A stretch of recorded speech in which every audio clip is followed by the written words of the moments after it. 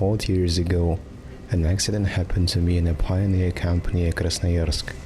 I, a tabdil in love with a counselor, ran away right after the horn. I couldn't appear before my love in the glitter of my skinny pale legs and shaved head after lice. My sister brought it from kindergarten.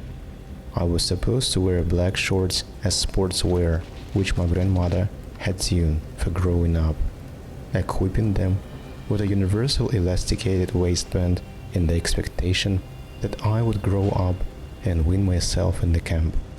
But neither fat nor tan stuck to me, and I hung around in those shirts like a white worn in a skirt.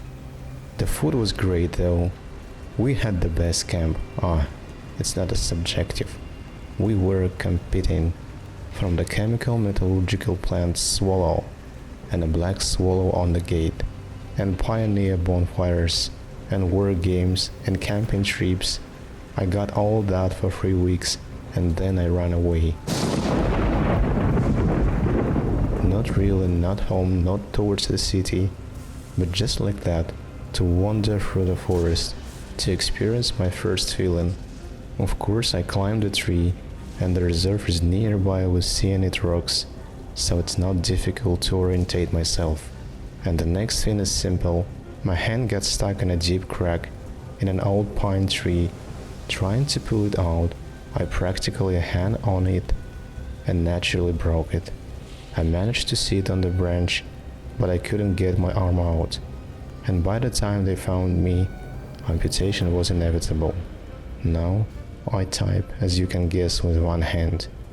And now, having smoked 4 cigarettes after the last paragraph, I'll tell you what I don't believe, what seems to me to be complete nonsense, and what I have known deep inside myself all these 40 years, while managing to lie myself, even in my memories.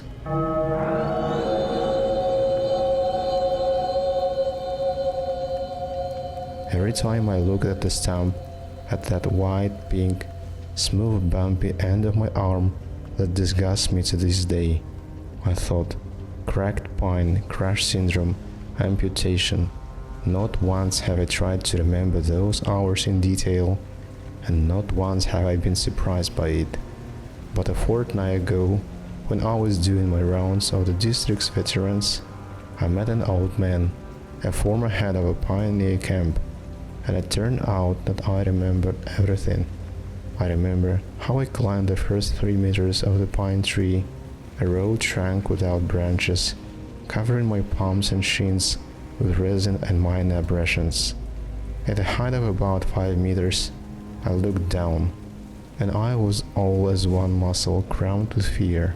My legs buckled up, wrapping themselves around the branch I was sitting on and weaving a log underneath it. My hands clutched at the trunk, and my cheek pressed into the tree, instantly soaked in tar. My skin was sore, and there were so many branches above my head that I couldn't see the sky. Far below, the ground was grassless, with lumpy tree roots poking up through the red clay soil. You could see pieces of cyanide protruding from the ground between the roots. If you fell, you couldn't avoid fractures. Gradually, fear began to replace self-pity. Not only am I lost and I can't get off, but I'm also ugly and funny. My palms are burning, and if someone finds out I'm in love, I'll be teased to death, and no one will rescue me. My mom would give birth to a new son, and my dad wouldn't have to go on shifts for a few months, because he would love him and change his job. And I would freeze and fall at night, and no one would find me. These thoughts went round and round, and I gave them full rein. But after crying, I suddenly discovered that I was no longer afraid. I realized that there was no one to complain to through tears. I remember it very well. I was delighted to find in myself the intention to sell myself and return to the camp as a hero. And then I couldn't take my right palm off the pine tree. The burning in my scraped fingers and palm was multiplied, and when I tried to pull away, It hurt so badly that I choked. I yanked, twisted my hand, and tried to reach the other side of the shaft to see what was holding it, but any disturbance caused new pain. It was like a needle had been stuck into every cell of the skin on my palm, and those needles continued to advance very slowly, further and further. Soon a crimson bruise crept up my forearm. I watched the swelling spread from my invisible hand to my elbow, and I lost the ability to move my arm. The pain intensified so quickly that I didn't have time to get used to it. I'll not describe the next few hours in detail if I may. Very soon, I realized that the tree wouldn't let go of my skin. I had to touch a branch or a trunk with my bare knees, shins and cheek. And, in a minute, when I tried to move away, there were small pieces of the horny layer of skin on the bark, which could be cut off with a razor. In case of more extended contact, my blood was left on the tree, drops of which, not having time to run down the bark, were absorbed into it. Knee-length pants and slippers were my salvation. All these discoveries I was making against a background of ever-increasing pain. The immobile palm of my hand felt as if it were being burned with hot iron, chewed with teeth and broken bones.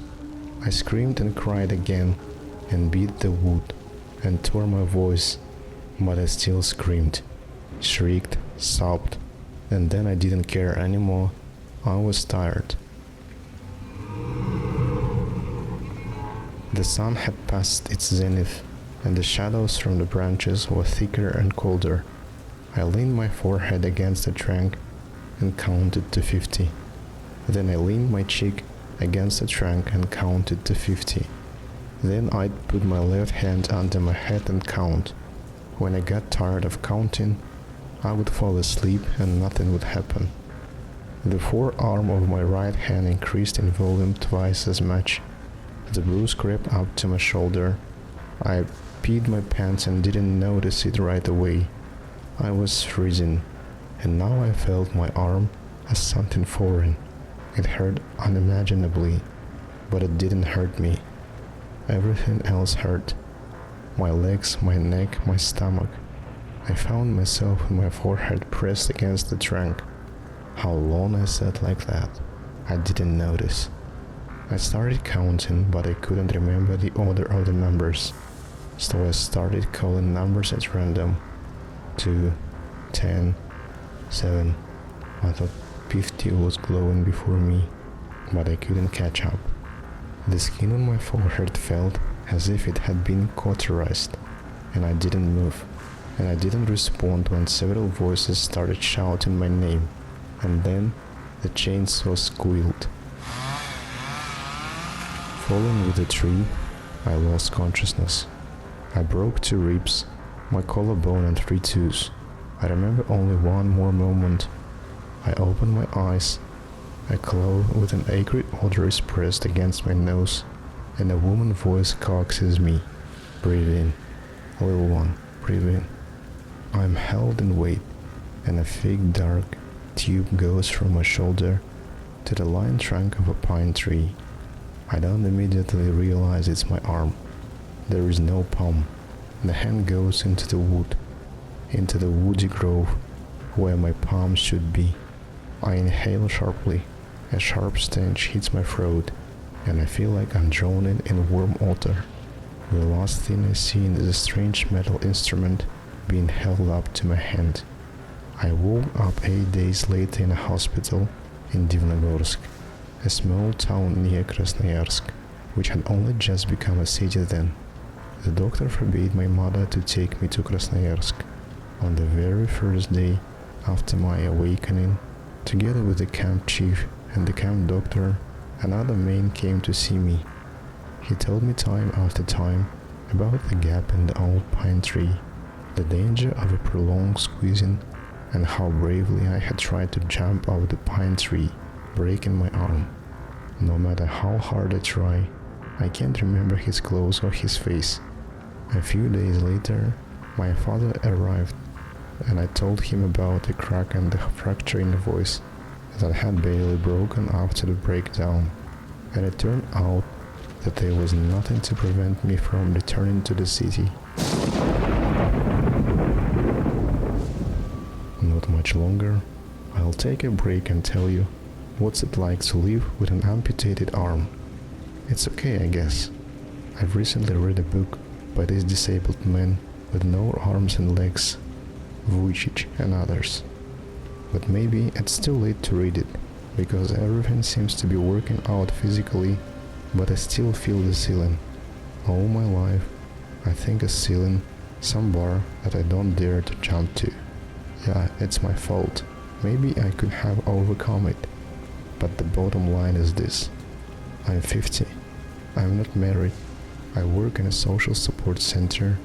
I distribute benefits to veterans, and I hate to look at myself naked. This is me stalling. So, on a New Year's Eve, I spent a few hours visiting a former head of a pioneer camp. By his position, this man signed more than one non-disclosure paper in his life. It would seem, the head of a children's camp, huh? And now, in his deep old age, he doesn't even know whether these bans imposed on him by another country are still in force. It's been 20 years since anyone reminded him of those papers. One of them gave him and the camp staff doctor strict instructions about prohibiting weaning children from the camp into the forest and searching for such runaways. In particular, the involvement of persons outside the list specified in the paper in the search for the missing was allowed only on the second day. On the first day, the search party had to have a chainsaw, or failing that, a two-handed saw annexes. I have no strength to retell the stories of the head of the camp. He said he saw such trees 5 times twice, that he had shown them on purpose, and that he had seen them 3 times, including the episode with me. So that's it now. While writing this, I smoked 22 cigarettes. And most importantly, what I was writing all this for, questions. Does a person walking in the woods often lean against a tree with bare skin and stand still for more than a minute? How many people who got lost in the forest and were not found afterwards, tired, fell asleep, leaning against a tree trunk? How many among ordinary trees can there be those? And how many times have I, or any of us, walked past those without knowing that this particular tree is not to be leaned against for more than a minute?